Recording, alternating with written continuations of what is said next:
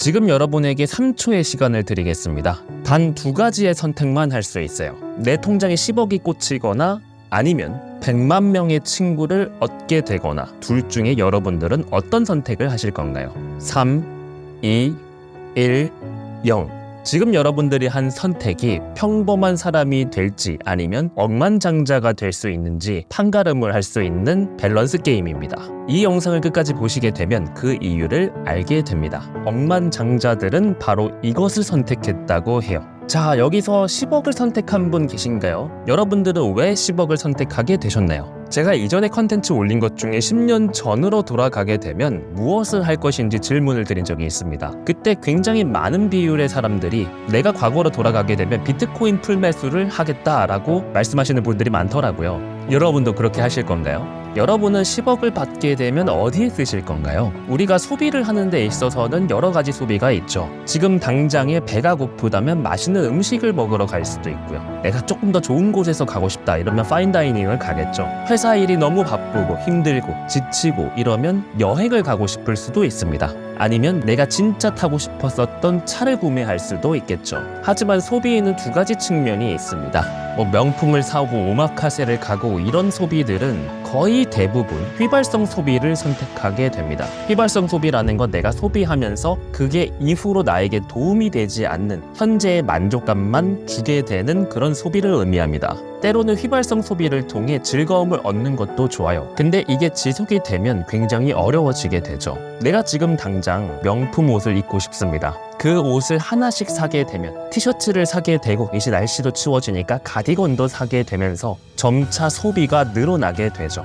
나는 이 정도 되는 사람이야 라고 생각을 하게 되면서 씀씀이가 굉장히 커지게 됩니다. 그러다 보면 목걸이도 사게 되고 모자도 명품으로 사게 되고 이렇게 발전할 가능성이 굉장히 높죠.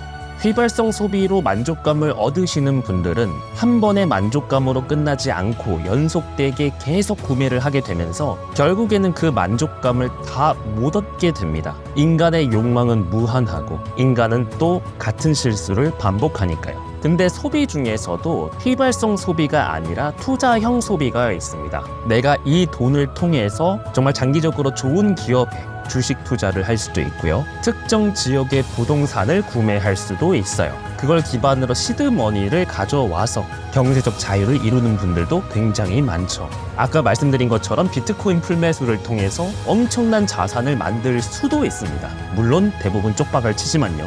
근데 되게 재밌는 건 소비는 휘발성 소비가 되느냐 또는 투자형 소비가 되느냐는 그 대상이 결정하는 것이 아니라 소비하는 사람이 결정하는 것입니다.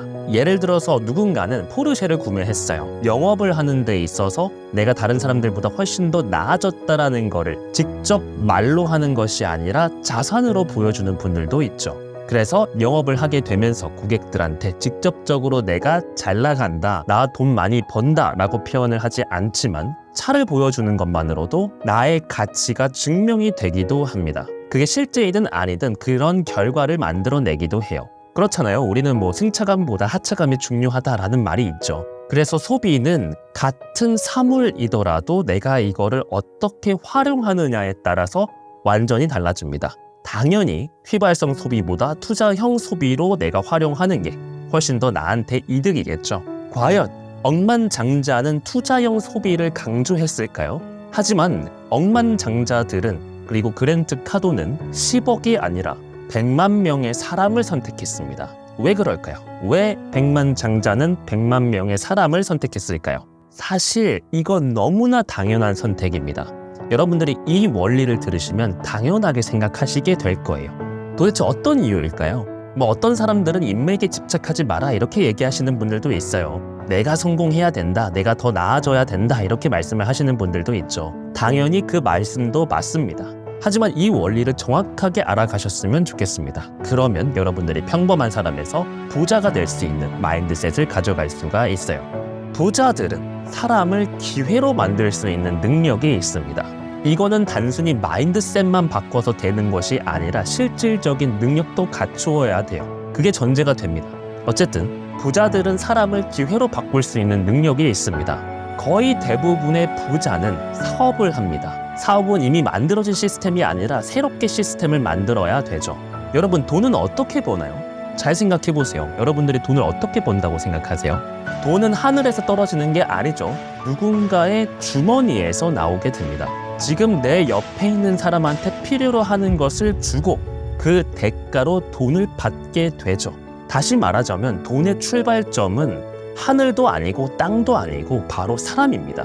어떤 사람이든 소비를 하고 있어요. 이 사람은 투자형 소비든 휘발성 소비든 어떤 소비를 하게 됩니다. 누군가는 정말 열심히 운동해서 건강식 다이어트 식품을 먹고 싶어 하는 사람이 있어요. 그런 사람에게 햄버거를 주기보다 훨씬 더 건강한 음식을 제공해주는 서비스가 있다면 그거를 선택하겠죠. 기꺼이 내 주머니에서 돈을 꺼내서 그거를 만든 사람에게 전달해 줄 겁니다.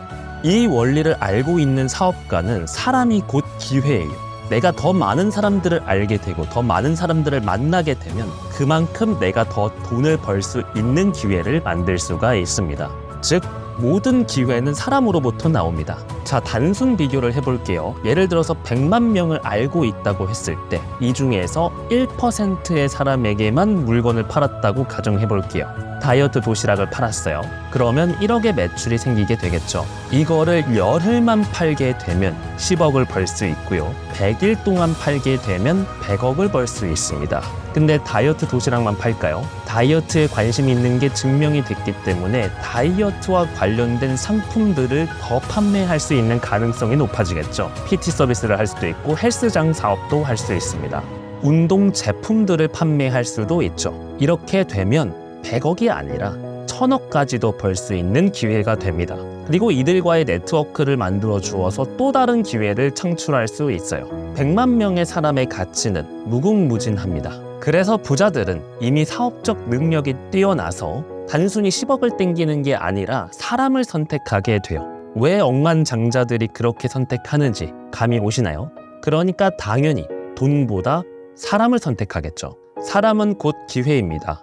여러분들의 생각은 어떠신가요? 여러분들의 생각을 댓글로 공유해 주시기 바랍니다.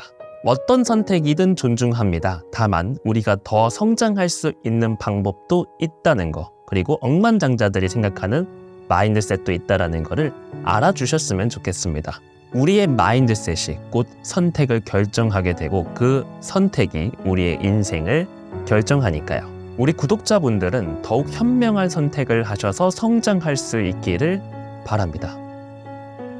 여러분들의 성공 마인드 동반자 작심만일입니다.